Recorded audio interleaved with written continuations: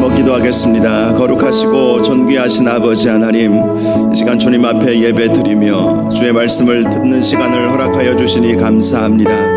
이 시간 주의 말씀을 통해서 힘을 얻게 하여 주시옵소서. 능력의 주님을 바라보며 전능하신 우리 주님을 바라보는 이 시간 될 수 있도록 인도하여 주시옵소서. 말씀 듣다가 주의 음성이 들려지게 하여 주시옵시고, 성령 충만한 시간 되게 하시고, 모든 고민거리 근심거리들 다 떠나가는 복된 이 시간 되게 하여 주시옵소서. 주님을 찬양합니다. 주님 영광 홀로 받아 주옵소서. 예수님의 이름으로 기도하옵나이다. 아멘. 우리 함께 인사하겠습니다. 잘 나오셨습니다. 성도님 얼굴만 봐도 은혜가 됩니다. 사랑하고 축복합니다. 우리 한 번 더 인사할까요? 제 옆자리에 앉아주셔서 감사합니다. 네, 앞자리에 계신 분들은 앞자리에 앉아주셔서 감사합니다. 우리 한 번 더 하겠습니다. 제 앞자리 뒷자리에 앉아주셔서 감사합니다. 네, 감사합니다. 시작의 책 55번째 말씀입니다. 남편만 바라보는 인생에서 하나님을 찬양하는 인생으로 라는 제목으로 말씀의 은혜를 함께 나누겠습니다. 어느 나라 민담에 전해져 내려오는 이야기가 있습니다. 아주 먼 옛날 앞을 못 보는 남자가 살고 있었습니다. 한 번이라도 좋으니 눈을 뜰 수만 있다면 이것이 그의 소원이었습니다. 이 소문은 퍼져나가서 어떤 한 마리 부엉이에게도 이 소식이 들리게 되었습니다. 이 부엉이가 어느 날 밤 이 남자를 찾아왔습니다. 그리고 말합니다. 아저씨, 난 아저씨의 소문을 듣고 아저씨를 도울 수 있을 것 같아서 찾아왔어요. 나는 밤에만 활동하니까 낮에는 눈이 필요 없거든요. 그러니까 낮 동안에는 제 눈을 빌려드릴게요. 그러나 밤에는 꼭 돌려주셔야만 해요. 이렇게 말을 하고 눈을 빌려준 것입니다. 다음날 아침 이 남자가 일어나 보니까 환한 세상이 그의 눈에 보이게 되었습니다. 앞을 보지 못했던 이 남자는 뛸 듯이 기뻐하며 눈을 빌려준 부엉이에게 고마운 마음을 갖게 되었습니다. 그리고 그날부터 이 남자는 부엉이와 함께 생활을 하면서 낮에는 이 남자가 눈을 가지고 일상생활을 했고 밤에는 부엉이가 자기 눈을 달고 먹잇감을 찾아 다녔습니다. 그렇게 며칠이 지나자 이 남자의 마음에 은근히 욕심이 생겨났습니다. 부엉이와 눈을 함께 쓰는 바보가 어딨담. 이러면서 이 남자는 부엉이가 잠든 낮에 먼 곳으로 도망을 가버린 것입니다. 그리고 한밤이 되었습니다. 밤하늘의 별을 보면서 너무나도 기뻐했습니다. 저렇게 별이 아름답구나. 그런데 날이 갈수록 눈이 희미해지는 것입니다. 그리고 며칠이 지나자 아무것도 보지 못하게 되었습니다. 이 남자는 다시 더듬거리며 부엉이가 있는 집으로 돌아오게 되었습니다. 부엉이가 이 남자를 보고 말합니다. 왜 저를 버리고 도망가셨나요? 난 밤에 먹이를 찾지 못해서 굶고 있었습니다. 그러니까 내 눈도 기운을 잃어서 보이지 않았던 거예요. 가엾은 부엉이는 이 말을 마치고 그만 죽어버렸습니다. 소경은 자기의 잘못을 후회하면서 엉엉 울었지만 소용이 없었다고 합니다. 인간의 욕심은 끝이 없다는 것을 보여주는 민담인 것이죠. 인간은 탐욕을 조심해야 돼요. 항상 절제, 만족, 이것을 특별히 우리 성도들은 이런 마음을 가지고 살아야 하는 것입니다. 오늘 말씀 레아가 욕심을 내고 있는 부분을 우리가 볼 수가 있죠. 그러나 그는 변화되었습니다. 그것을 오늘 본문이 우리에게 보여주고 있습니다. 오늘 말씀은 레아가 4명의 아들을 낳았다라는 내용이죠. 레아는 아버지의 명령에 따라서 야곱과 결혼을 하게 되었습니다. 원래는 라헬과 야곱이 결혼해야 되는데 자기도 결혼하게 된 거예요. 당시 레아의 마음이 어떠했는지는 성경에서는 말씀하고 있지는 않습니다. 많은 설교자들은 레아에게 2가지 마음이 있었을 것이다 라고 보고 있습니다. 먼저는 아버지의 명령으로 인해서 야곱과 결혼을 해야 하는 소극적인 마음이 그녀에게 있었다는 것입니다. 실제로 레아는 야곱이 자기 동생 라헬을 사랑하고 있다는 것을 잘 알고 있었습니다. 여러분, 야곱은 라헬과 결혼하기 위해서 7년을 무보수로 일하기로 하지 않았습니까? 그런데 그 7년이 수일처럼 여겨졌던 것이죠. 레아가 야곱이 라헬을 사랑하고 있다는 것, 또 라헬을 위해서 7년 동안 무보수로 일하고 있다는 것 왜 몰랐겠어요? 그런데 아버지가 시켰기 때문에 어쩔 수 없이 결혼식 이후에 첫날 밤, 그 첫날 밤에 동생 대신 자기가 들어가게 된 것이죠. 아버지는 이런 말로 회유했을지도 모릅니다. 레아야, 지금이 기회야. 너는 얼굴도 영 아니지 않니? 지금이 유일한 기회야. 내가 하라는 대로 하거라. 내가 다 계획이 있어. 그러면 너도 잘 될 것이고 또 결혼도 할 것이고 모든 것이 다 좋아질 거야. 아주 계략에 능한 이 아버지, 이 라반에 의해서 이 레아는 어쩔 수 없이 첫날 밤 그 자리에 들어가게 되었다는 것입니다. 성경을 보면 레아는 시력이 약했다라고 말씀을 하고 있죠. 시력이 약했다라는 것은 눈이 잘 보이지 않았다라는 의미와 함께 또 하나의 의미가 있습니다. 총기가 약했다. 총기가 약했다. 총명이 없었다는 것이죠.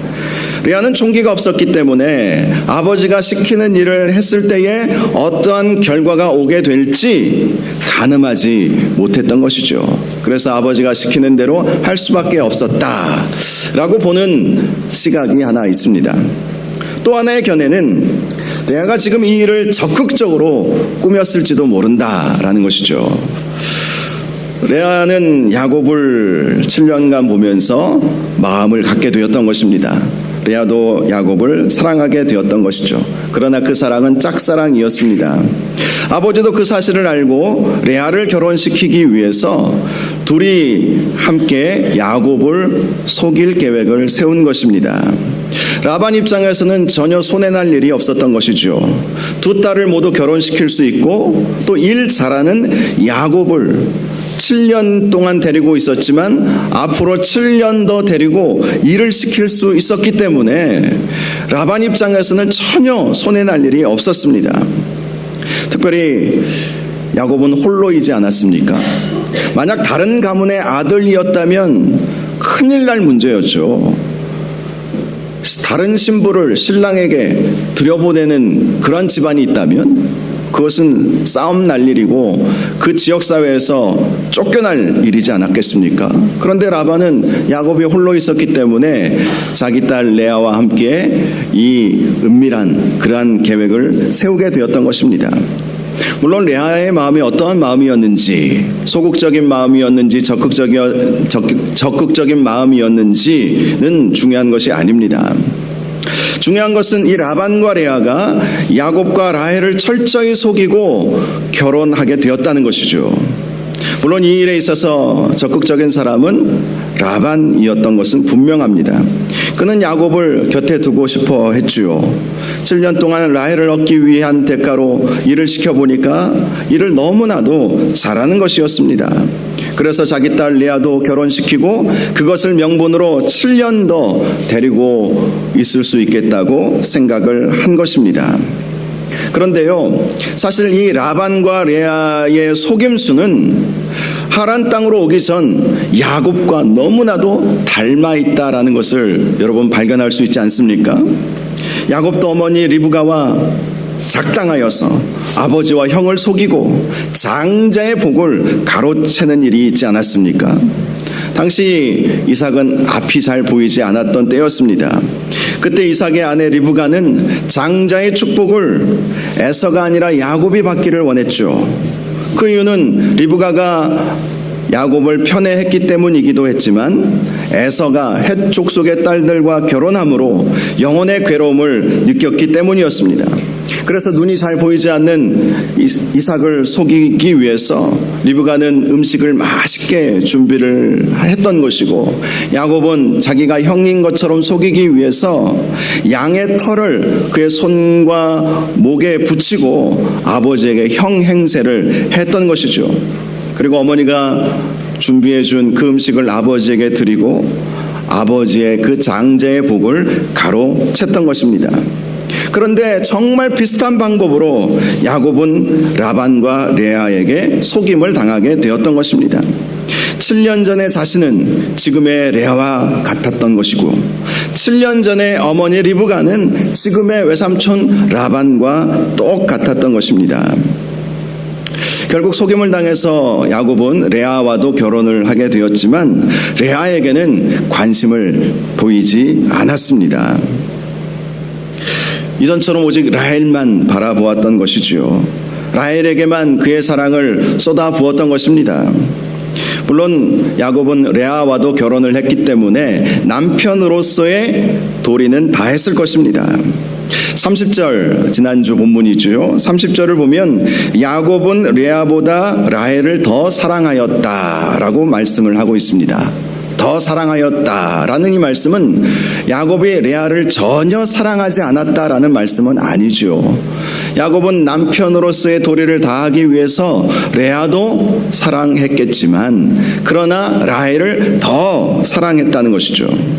그런데 여러분, 사랑이라고 하는 것은 상대적이지 않습니까? 아무리 남편이 자기에게 남편으로서의 의무를 다한다 할지라도 자기보다 자기 동생 라헬을 더 사랑한다면 그것은 사랑받지 못한다고 느낄 수밖에 없는 것이죠. 이 레아 입장에서도 자기가 남편을 속인 대가를 철저히 자기도 당하게 되었던 것입니다. 그런데 오늘 본문 31절을 보면 하나님은 레아가 사랑받지 못함을 보시고 그의 태를 여셨다라고 말씀을 하고 있습니다. 반면에 라헬에게는 자녀가 없었던 것이지요. 이것이 그녀에게는 유일한 위로였어요. 유일한 위로. 나는 자식을 낳을 수 있는데 내 동생 라헬은 자식을 못 낳는 것. 그래서 이 레아는 아들을 낳으면서 아들들의 이름을 의미심장한 이름들로 짓게 되었습니다. 첫째 아들의 이름은 루벤이라고 지었죠. 루벤의 뜻은 보라 아들이로다 라는 뜻입니다. 레아는 남편의 사랑을 받지는 못했지만 아들을 낳음으로 기쁨을 누리게 되었다라는 것입니다. 레아는 루벤을 낳고 이렇게 말합니다. 여호와께서 나의 괴로움을 돌보셨으니 이제는 내 남편이 나를 사랑하리로다. 그녀는 남편이 자기를 사랑해 주지 않으니까 아들만 낳으면 남편이 나를 사랑해 줄 것이다, 이렇게 생각을 했던 것이지요. 그래서 아들을 낳자 보라 아들이로다, 보라 아들이로다, 그렇게 노래했던 것입니다. 그러나 현실은 그렇지 않았습니다. 그 사실은 그녀의 둘째 아들의 이름을 통해서 확인할 수가 있죠. 레아는 둘째를 낳고 그 아들의 이름을 시므온이라고 지었습니다. 시므온의 뜻은 들으심이라는 뜻을 가지고 있습니다. 즉 하나님께서 자신의 아픔과 고통을 들어주셔서 둘째 아들을 낳게 해주셨다라는 것입니다. 그녀는 시몬을 낳고 이렇게 말합니다. 여호와께서 내가 사랑받지 못함을 들으셨으므로 내게 이 아들도 주셨도다. 레아는 첫째 아들 루벤을 낳고도 사랑을 받지 못하였기에 여전히 마음속에 고통이 있었던 것입니다. 그래서 셋째 아들을 낳고 주님께서 나의 기도에 응답하여 주셔서 이 아들도 주셨습니다. 그러니 남편이 나를 사랑해 줄 것으로 믿습니다. 이런 기대를 가지고 있었던 것입니다. 34절을 보면 이제 레아가 셋째를 임신하여 또 아들을 낳게 되었습니다. 그리고 그 아들의 이름을 레위라고 짓게 되었습니다.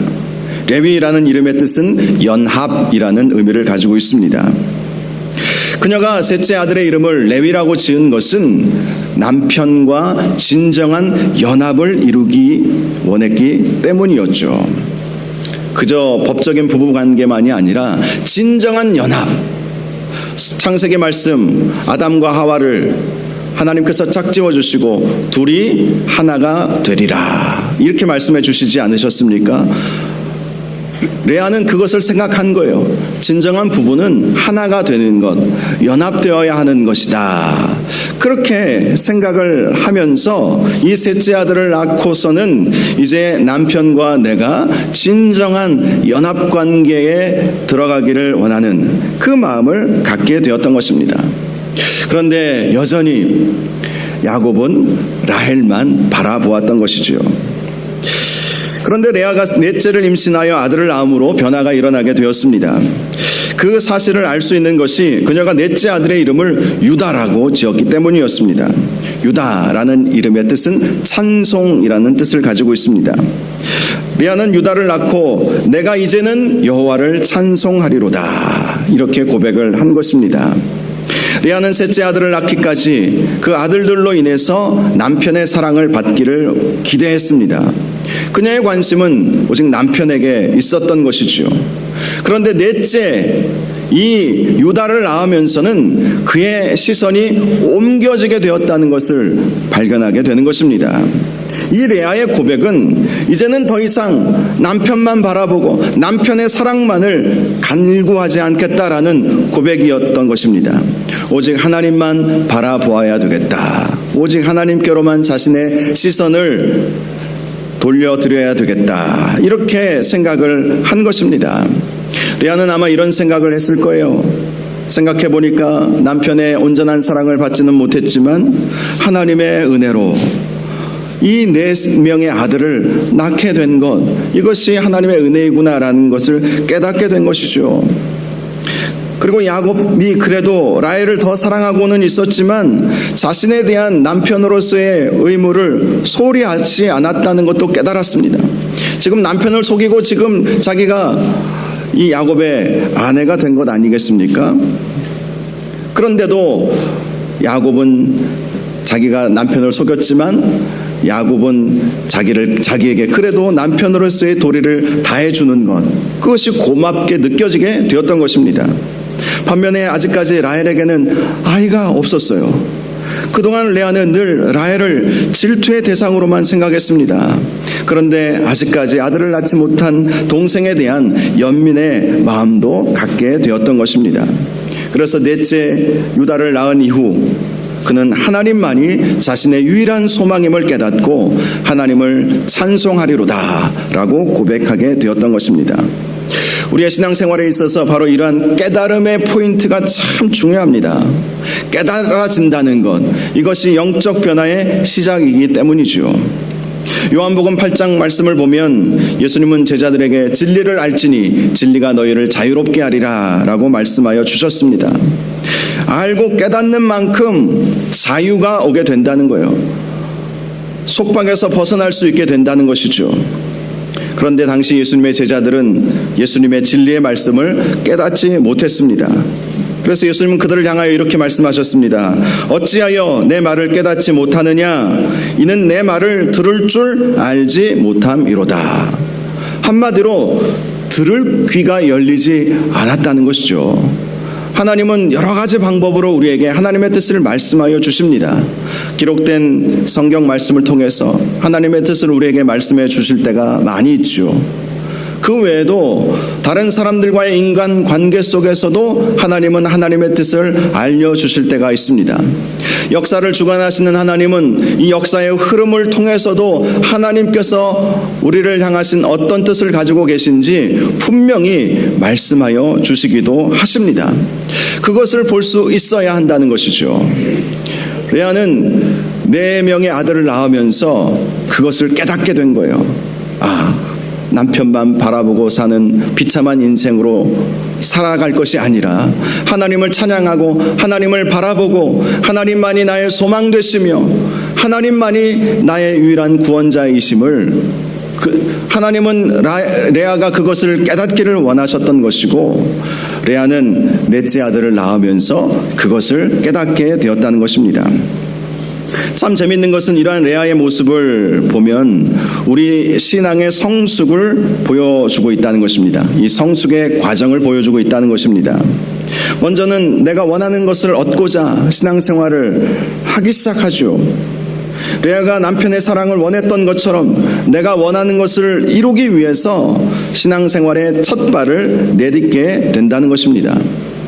그녀가 지은 루벤이라는 이름은 하나님께서 자신을 돌보셨음을 기억하면서 지은 이름이죠. 하나님의 돌보심을 받기를 원하는 신앙의 첫 단계가, 신앙의 첫 출발점일 때가 참 많이 있죠. 신앙생활의 첫 단계는 내가 원하는 것이 이루어지고 하나님께서 나를 돌보시기를 원하시는 그 마음, 그것으로 우리는 신앙생활을 시작하게 됩니다. 그런데 거기에서만 머무를 수는 없죠. 실제로 우리가 신앙생활을 하다 보면 내가 원하는 것이 다 이루어지지 않을 때가 있지 않습니까? 때로는 하나님께서 나를 돌보시고 계시기는 한 것인가, 이러한 의문을 가질 때도 있죠. 왜 하나님께서 우리가 원하는 대로 다 이루어 주시지 않으시겠습니까? 그 이유는 분명합니다. 하나님은 항상 우리에게 좋은 것을 주시기를 원하시기 때문인 거예요. 내가 원하는 것이 나에게 좋은 것이라고 누가 장담할 수 있겠습니까? 내가 원하는 것이 나에게 가장 좋은 것이 아닐 때가 얼마나 많이 있는지 모릅니다. 그래서 하나님은 가장 좋은 것을 주시기 위해서 때로는 침묵하시기도 하시고 다른 것을 주실 때가 있으시죠. 우리가 그것을 알아야 하는 것이죠. 그래도 다행인 것은 레아가 그러한 하나님을 깨닫고 하나님께 기도하기 시작했다는 거예요. 자, 처음에는 우리가 신앙생활을 할 때 내가 원하는 것을 얻기를 원하는 마음, 하나님께서 나를 지키시고 돌보아 주시기를 원하는 마음으로 이제 신앙생활을 출발하지 않습니까? 그러다 보면 우리가 때로는 그것을 얻지 못하고 또 하나님의 뜻을 조금 더 깊이 깨닫게 되면 기도하는 단계로 나아가죠. 이 레아가 둘째 아들을 낳았을 때에는 그의 기도의 응답이었다는 것을 확인할 수가 있습니다. 둘째 아들의 이름이 무엇이었습니까? 바로 시몬이었죠. 시몬. 들으심. 무엇을 들으셨다는 거예요? 자신의 기도를 하나님께서 들으셨다는 것입니다. 레아는 돌보시는 하나님만 알고 있었던 단계에서 들으시는 하나님을 발견하게 된 것이죠. 그래서 하나님께 간절히 기도하기 시작한 것입니다. 기도가 인생의 해답이 될 수 있겠다는 믿음으로 기도하게 된 것이죠. 그래서 하나님 앞에 간절히 기도했더니 하나님께서 둘째 아들 시몬을 주셨던 거예요. 하나님께서 나의 기도를 들어주셨군요. 이렇게 고백을 했던 것입니다. 그런데 거기에서만 또 머물러서는 안 됩니다. 우리가 기도해도 응답되지 않을 때도 있지 않습니까? 실제로 레아는 들으시는 하나님의 은혜로 시몬을 낳게 되었지만 여전히 남편의 사랑을 받지 못했습니다.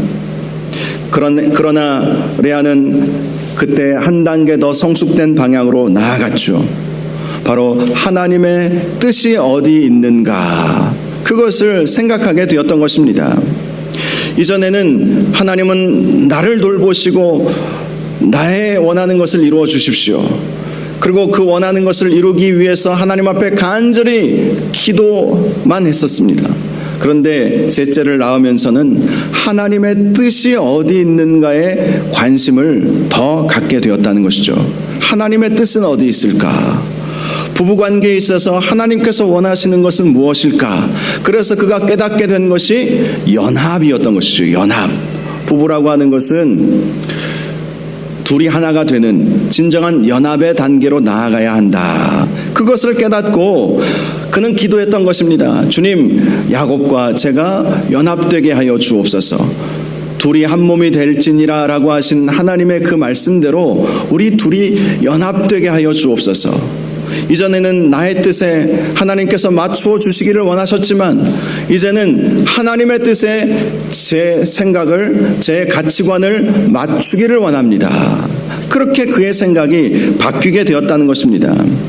저는 레아의 이 모습을 보면서 셋째 아들을 낳으면서 그의 신앙이 점점 성숙되어 가게 되었다라는 사실을 발견하게 되었습니다. 레위를 낳으면서 연합되기를 원하는, 하나님의 뜻에 자기의 생각을 맞추기를 원하는 그 단계로 그녀는 성숙되어 갔던 것입니다. 그리고 결정적으로 넷째 유다를 낳게 되므로 하나님을 진정으로 찬양하는 삶이 가장 중요한 우선순위구나라는 것을 깨닫게 되었던 것입니다.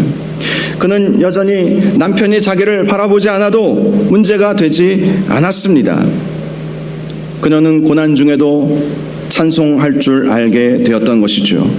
비록 나의 소원이 이루어지지 않았고 하나님의 뜻인 부부의 연합도 이루어지지 않는 것처럼 보이지만 하나님을 찬송한 것입니다.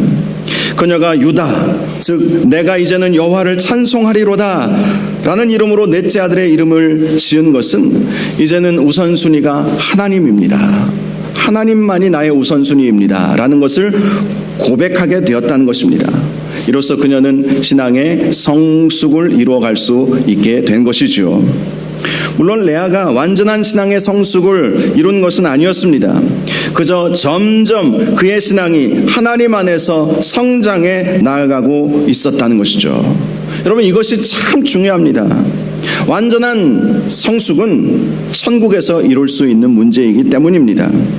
그러나 우리는 이 땅에서 완전함으로 점점 나아가야 할 필요는 분명히 있습니다.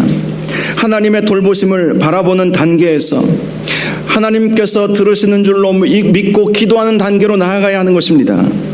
그리고 하나님께 기도하는 단계에서 하나님의 뜻이 어디 있는지 묻고 그 하나님의 뜻에 내 마음과 내 생각을 맞추는 단계로 나아가야 하는 것입니다. 그리고 궁극적으로 아무리 상황이 내 뜻대로 이루어지지 않는다 할지라도 하나님만을 바라보고 하나님을 찬양하는 그러한 신앙의 성숙 단계로 나아가야 한다는 것입니다. 그런데 이 레아의 삶을 보니까요, 그녀가 그렇게 하나님만 바라보니까 남편이 그녀에게 집중하기 시작했다는 것입니다. 그 사실은 다음 주 말씀을 통해서 확인할 수가 있습니다. 라헬이 언니 레아를 시기하는 거예요. 라헬이 언니를 시기했다는 것은 단지 자기는 아들을 못 낳는데 언니는 순풍순풍 4명의 아들까지 낳았기 때문에 시기했던 것이 아니었습니다. 야곱의 시선이 레아에게로 향하고 있었음을 느꼈기 때문이죠. 여자는 여러분 이 촉각이라고 하나요? 이 감각이 아주 뛰어나지 않습니까? 아주 뛰어나죠. 남자는 잘 몰라요. 그런데 여자는 남자의 눈빛만 보고도 알죠. 그래서 제가 제 아내와 눈빛을 마주하지 않을 때가 가끔 있습니다. 제 눈빛만 보고도 아는 거예요. 우리 아내들은 어디서 그런 하나님께서 주신 그 위대한 능력이 있는지 눈빛만 보고도 아는 거예요. 라헬이 야곱을 보면서 눈빛이 예전과 같지 않거든요. 그 눈빛이 레아에게로 향하고 있음을 라헬이 직감한 것이죠. 그러니까 언니를 시기할 수밖에 없었던 것입니다. 물론 야곱은 언제나 레아보다 라헬을 더 사랑한 것은 분명했죠. 그것은 성경의 내용을 보면 우리가 알 수 있습니다. 야곱에게 12명의 아들이 있었지만 야곱이 특별히 사랑했던 2 아들이 있었죠. 누구입니까? 라헬이 나중에 낳은 요셉과 베냐민. 그 2 아이들은 끔찍히 사랑했어요. 그것은 그만큼 라헬을 그가 마음속에 품고 있었다는 것을 보여주는 것이죠. 그러나 야곱은 레아의 이 변화된 모습을 보면서 그도 스스로 깨닫는 것이 있었습니다. 자기도 사실 레아처럼 아버지를 속이고 형의 장자의 복을 빼앗지 않았습니까? 레아도 사실 그런 것이죠. 자기를 속이고 동생 라헬도 속여가면서 자기 아내가 된 것 생각해보면 괘씸합니다. 눈길도 주고 싶지 않았을 거예요, 처음에는. 그런데 레아가 점점 성숙해가는 모습을 보면서 이 야곱의 마음도 레아에게로 점점 가게 되었던 것이죠. 그리고 결정적인 사건이 하나 있는데요. 훗날 야곱이 죽게 되었을 때에 레아 곁에 묻어달라고 했다는 거예요. 레아 곁에. 라헬이 아니라 레아 곁에 묻어달라. 이렇게 자식들에게 유언을 남겼다는 것입니다. 창세기 49장에 보면 그 내용이 나와 있습니다. 야곱이 묻혔던 매장지는 아브라함이 옛 헷 족속 에브론의 밭을 사서 매장지로 삼은 곳이었죠. 그곳에는 아브라함과 사라, 이삭과 리브가가 묻혀 있었고 그의 아내 레아도 묻혀 있었습니다. 반면 라헬은 베들레헴 근교에 매장을 했습니다. 야곱이 비록 애굽에서 요셉을 따라서 애굽으로 가게 돼서 애굽에서 죽게 되었지만 자기 시신을 가나안 땅에 묻어달라라고 부탁하면서 얼마든지 라헬 곁에 묻어달라고 말할 수도 있지 않았겠습니까? 그런데 야곱은 그렇게 하지 않았어요. 나의 시신을 레아 곁에 묻어달라라고 그렇게 부탁을 했던 것을 볼 수가 있습니다. 야곱은 영적인 유산이 라헬이 아니라 레아에게로 흘러가고 있다는 사실을 깨닫게 되었던 것이죠. 그녀의 변화되는 모습, 그녀의 성숙되어 가는 그 모습을 보면서 영적인 유산이 아브라함, 이삭, 야곱에게로 흘러가는 그 영적인 유산이 이 레아에게로 가게 되었다라는 사실을 이 야곱은 깨닫게 되었습니다. 실제로 레아가 낳은 넷째 아들인 유다, 예수님은 어느 혈통으로 오셨습니까? 유다의 혈통으로 오시지 않았습니까? 그것을 보게 된 거예요. 그래서 레아 곁에 묻어달라 이렇게 부탁을 하게 되었던 것입니다. 레아는 살아있을 때에는 남편의 온전한 사랑을 받지 못했을지 모르지만 그러나 죽어서 천국에 가서는 레아를 더 많이 사랑해 주었을 것은 분명합니다. 하나님만을 바라보고 하나님만을 찬양하는 삶으로 우리의 신앙이 성숙되어 나아갈 때에 하나님께서는 우리에게도 놀라운 은혜를 베풀어 주실 것입니다. 중요한 것은 우리의 믿음은 자라가야 한다는 것입니다. 오늘의 믿음이 어제보다 좋아야 하고 또 내일의 믿음이 오늘보다 더 좋아야 하는 것이죠. 우리의 믿음은 점점 성숙되어야 하는 것입니다. 믿음의 성숙은 하나님께 우선순위를 두는 것에 있죠. 하나님만을 바라보고 하나님만을 찬양하는 것에 있습니다. 우리의 믿음이 점점 성숙된 방향으로 나아갈 수 있기를 주님의 이름으로 축원합니다. 하나님을 찬양한다는 것, 그것은 하나님께 예배한다는 것을 의미하는 것입니다. 오직 하나님만을 바라보고 하나님만을 예배하겠습니다. 또 하나님께서 기뻐하시는 일을 감당하겠습니다. 더 나아가서 하나님을 자랑하겠습니다.